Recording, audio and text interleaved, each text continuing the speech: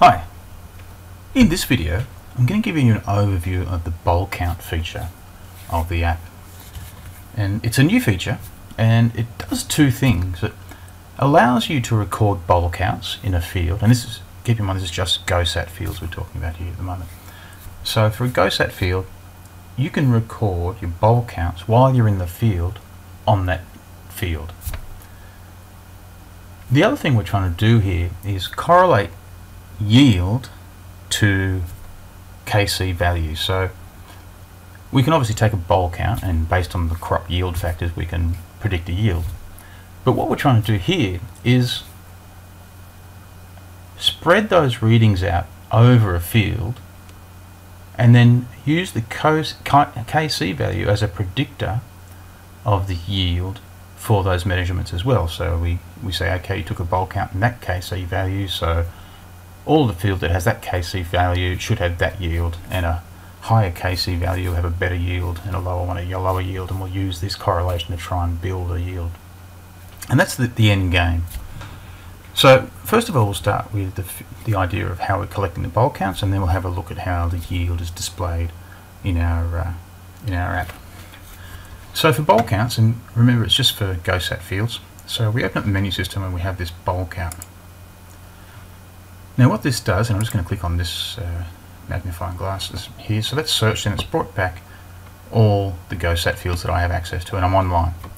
Now this feature is designed to work offline as well, but to have access to GoSat sites while you're offline, one thing you must do is come in here while you're online and make sure you've clicked on that magnifying glass and refresh this list to get all the GoSat fields you have access to.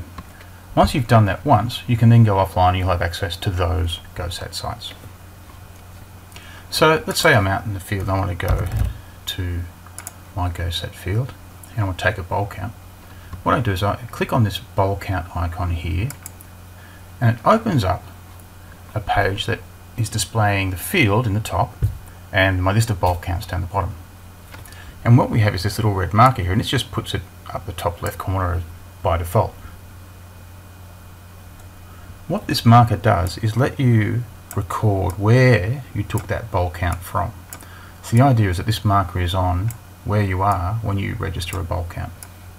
Now you can do it manually like this. If you know where you are, you can drag it around, or you can use this icon up here, which will use your GPS reading to move the marker to where you are.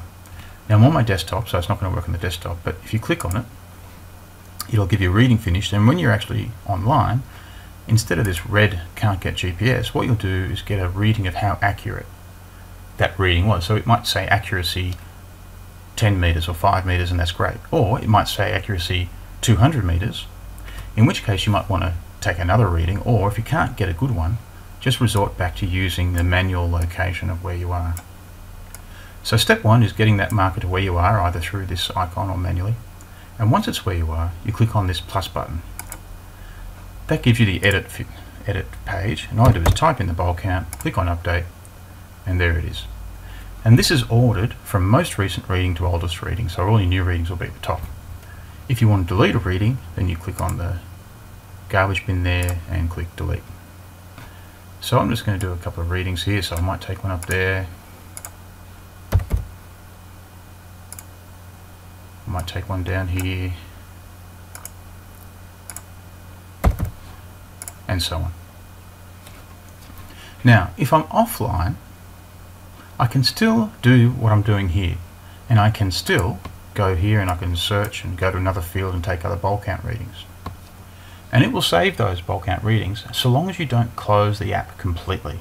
So you can lose focus on it, you can go to another app on your phone and use it, but just don't close this app completely.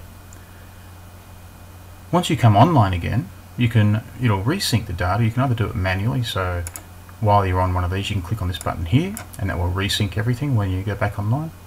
Or if you go to a page which connects to the server, so say I search here, or if I go to a page that I haven't loaded before and it loads, then it will resync automatically there as well. So that's collecting the boll counts. So what I want to talk about now is how we're actually going to visualize the yields that come from those boll counts. So I'm just going to go into my office GoSat field here.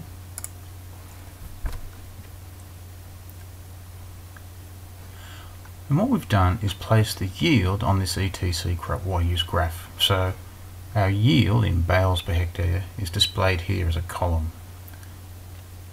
So to give you an explanation of how we get that, so say I've taken 5 boll count readings in a field. What we do is use the imagery, the satellite imagery, to basically break up that field in similar areas based on the KC value. So areas of the field that have the same KC value, we say will probably have the same yield. So any boll count readings you take in one particular KC range, we say everything in that field with that KC value will have that yield. And so we break up the field into where you've taken boll count readings, got the KC values for that, worked out how much of the field is in that KC value and assigned those yields to those areas. And then we do a little bit of predicting of saying, okay, well, if it was that boll count and that KC value, then it's probably this boll count and that KC value. So that's what's going on in the background to get you this yield on your ETC graph. And that's our new boll count feature.